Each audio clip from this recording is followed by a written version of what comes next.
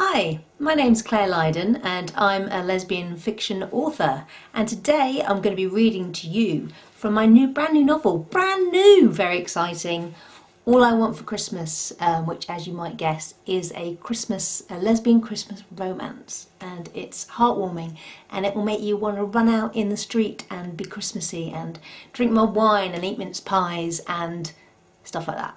So I loved writing it, and I hope you enjoy hearing me read from it now.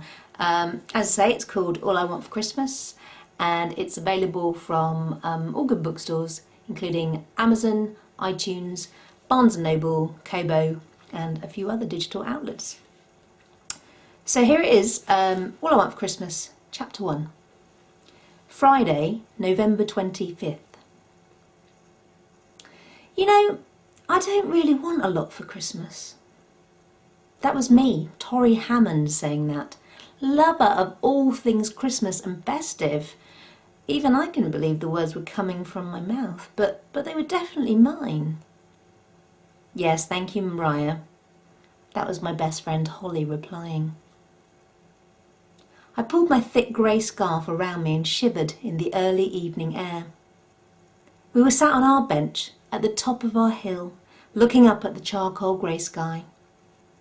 It had been our hill since school, where we'd met 16 years previous.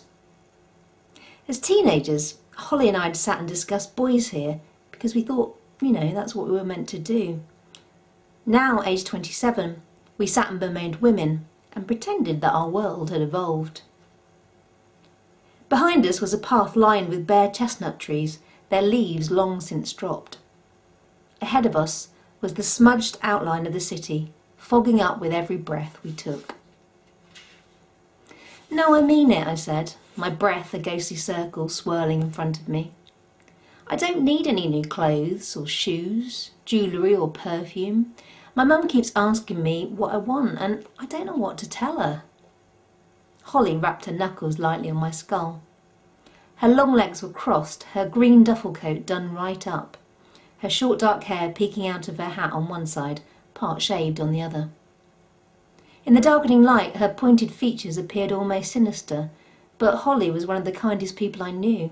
She was anything but sinister. Hello, to Tori. Is that you, or have you been taken over by some alien invaders? You love Christmas. You're the biggest Christmas lover I know. I shrugged. And that hasn't changed. I mean, Christmas is still my most favourite time of the year. I just don't want any big presents this time round. I'll remind you of that when I give you nothing, Holly said. You could tell your mum to give you a good gift, like a goat for a family in Africa or something. My gran bought my mum this gift of sight for 5 children last year. I turned my head. And how did she react? Holly smiled her lopsided smile. Mum said it was a nice gesture, but a bottle of gin to go with it would have been nice. I smiled as I turned to face front again, looking out over the city that was twinkling in the inky gloom before me. Does it mean I'm getting old? Soon I'll be leaving presents to open till after lunch. I might even fall asleep before I open them. Imagine that.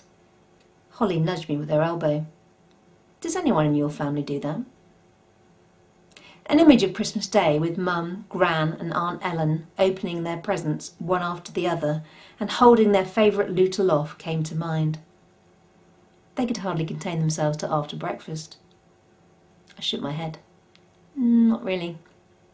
Well then. We sat in silence for a few minutes, the air stained and blurry. The smell of flattened grass and mud filled the air, the path in front of us chilled and damp.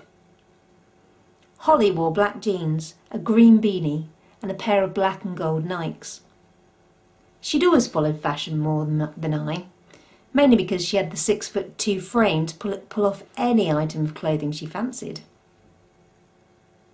You know what I really want for Christmas, I said.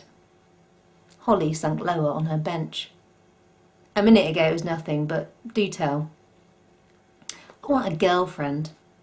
I mean, last year I didn't have one, and that was all right because it was too soon after Amy. But this year's different. This year I want to share my favourite time of the year with someone special. I want to really enjoy the holidays. I heard Holly grin. Her jaw always made a noise when she did. You want a girlfriend for Christmas? I do. Well, that's easy enough, she said. I sat up and looked at her. Is it? She nodded. Sure. We'll just make you a billboard, drop you in the middle of Oxford Street, and away you go. I scowled. I'm being serious. She smiled. So am I. If you'd like to read the rest of the book, it's available now at Amazon, Barnes & Noble, iTunes and Kobo. All I Want for Christmas by Claire Lydon. Thanks for watching.